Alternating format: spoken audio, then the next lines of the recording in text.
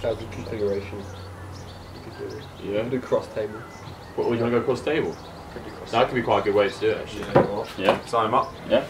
Yeah. I'm happy to do that. Oh, we just move the table, not the tripod. Oh. I'm trying my hat. Sorry, my hat.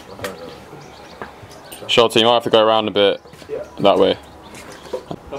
Yeah. I think so. What was the other one? It was like, how was it? It'd be a bit annoying if it wasn't. It's got the red button on it, yeah? It's all good. I want to see it better. So very lucky to have 3 of the Yale 1V with us on this episode of Coxed Single. Got Sholto, Ollie and Rob, all British guys who are overtraining for the under-23s and the senior stuff as well. So our first question, which was on the YouTube page, so thank you very much for leaving all your comments, is what is the most brutal session at Yale? I think I'll start because this was chronologically pretty early on in our time at Yale. Yeah. Freshman year, first year, in the fall, that's autumn. We went for an early morning run up a hill that's kind of near campus called East Rock.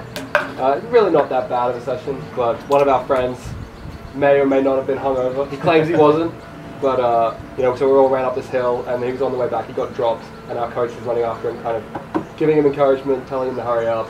He'd taken a bit of pre-workout, so his heart rate was a little batch tested, obviously. And when he got back to campus, he just passed out, completely passed out, and then we had to call an ambulance for him. And then in the ambulance, he, you know, he evacuated his bowels, and the nurse had to clean him up, which he's very proud of. And it was actually quite bad. He ended up being in hospital for a week.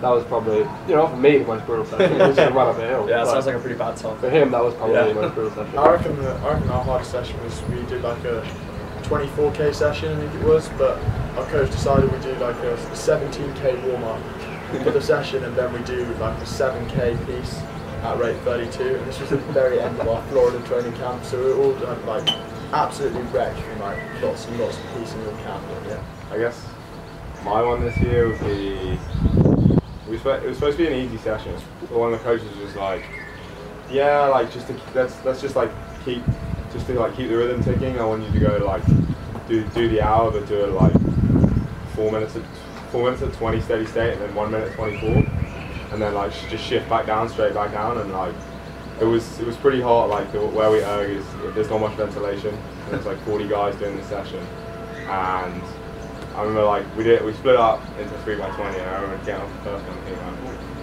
it's a bit harder than it should be.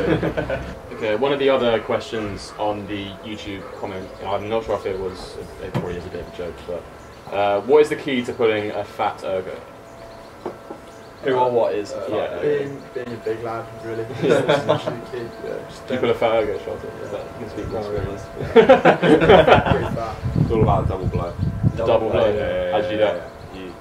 Bit of excitement. You have a good K.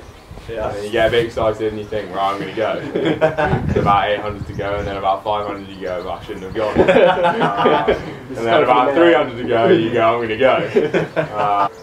So some of you guys are in the Stewards 4 at Henley. How's it going?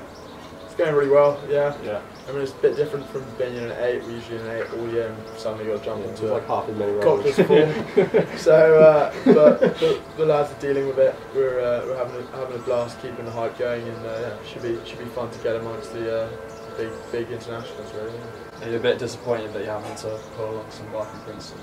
Oh yeah, I am. Yeah, it's not great, but he's graduated, so he's not a Princeton anymore. So he's actually a good lad now. So obviously, you guys won at Eastern Sprints after last year.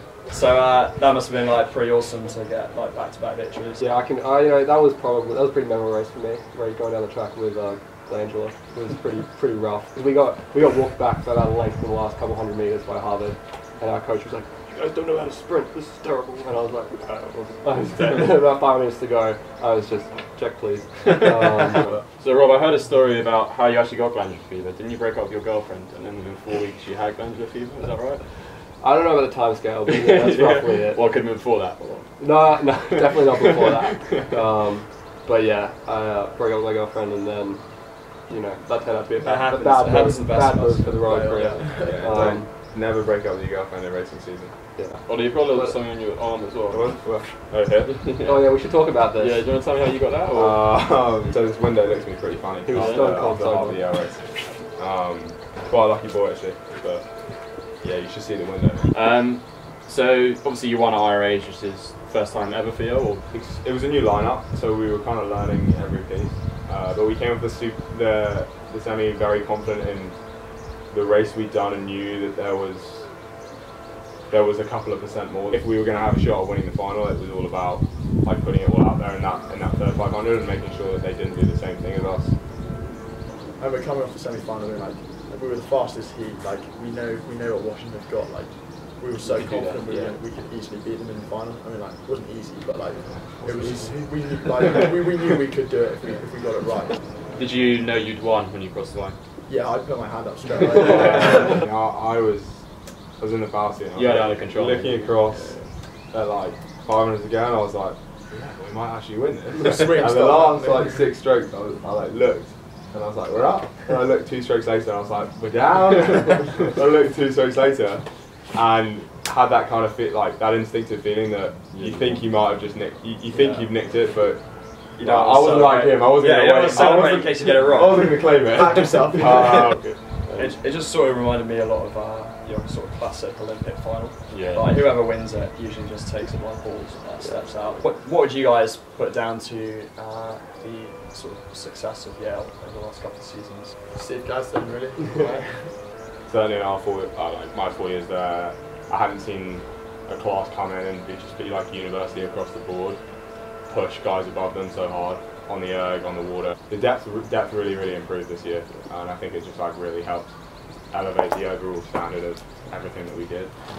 I think one of the biggest reasons why we've been successful the last few years is just guys coming back year after year and just being persistent in their desire to do better, because we've had some pretty bad knocks. Like we came in freshman year and we went into the Eastern Sprint seeded first and then came 6th, but it certainly hasn't been like smooth sailing the whole time.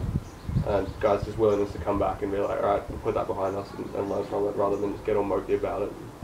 Steve can get a little angry, but you know, he's always about like, alright, you know, sometimes it goes your way, sometimes it doesn't. We're always just pushing forward. My very first race for Yale was head of the Charles, and I was in the JV in the club racing in the club 8, and we came 10th.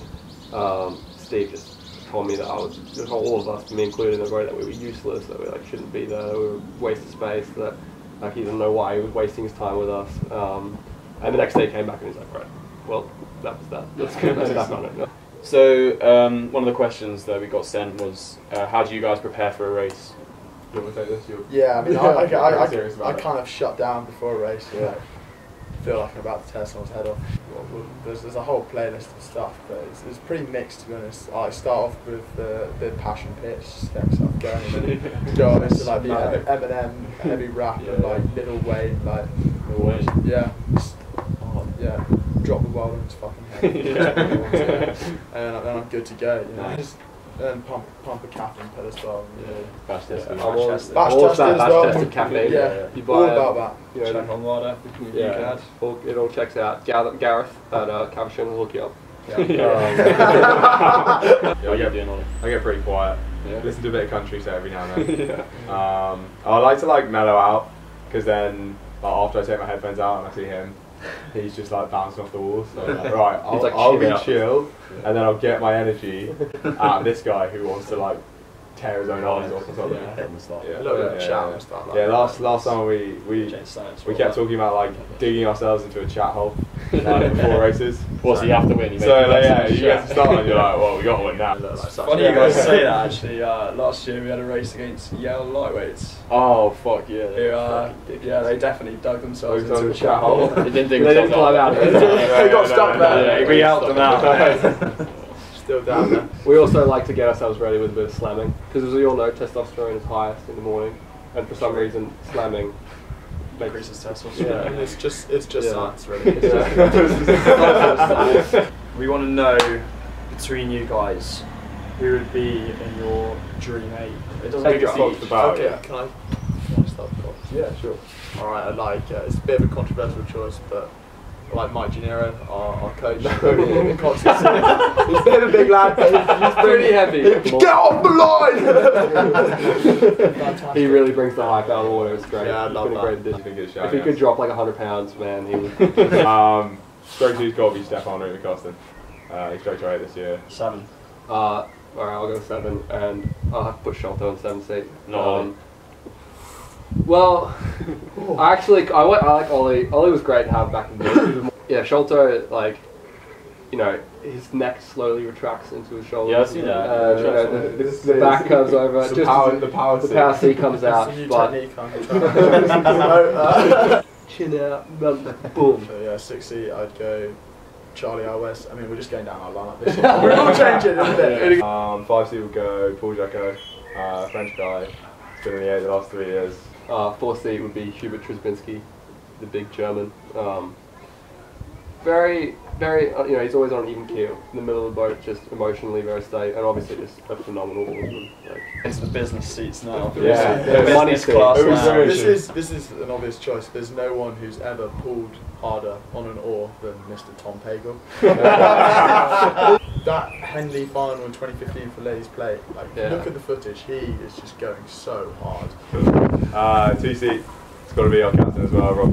First 500. We'll get an letter grade A+, last 500, letter grade A+, takes the middle 1,000, pass fail. That's like that. Our seat would have to be a jelly donut.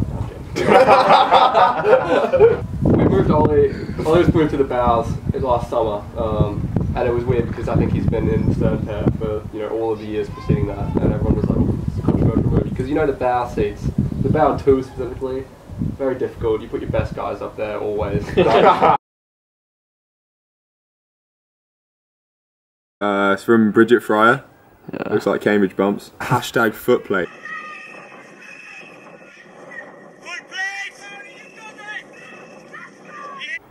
I know another crew that used to do that quite a lot. Well, that's a bump. Mate, that's what the footplate does. A cute little picture there. Oh, it's pretty wet. I don't know about that. Liquid gold. Well, it's not really. Cormac O'Connell. You've just put a filter in it. Let's get him out of here. Not a big fan. This one's from some guy from Ship Lake. Shit, like. Yeah, it's an English school.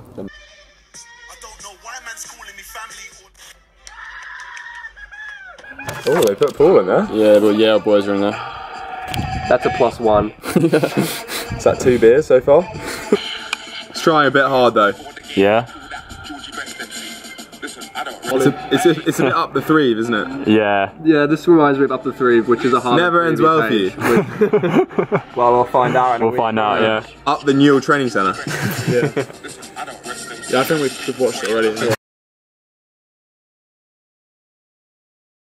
Oh no. Oh, this is the winner.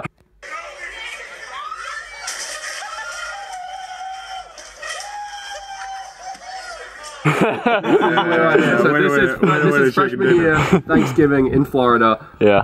And you know, we play a game called beer pong, which is fairly popular. And if you're on the last cup and the other team's already won and you need to make it, and you don't trust in your ability to be clutch and hit it, you just take all your clothes off and stand on the table.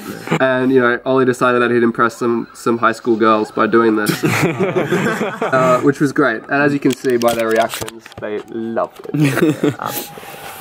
So that's the winner. Ollie dunking is definitely that's the winner. That's way too late. I'm surprised Up the Three didn't make it into your tops.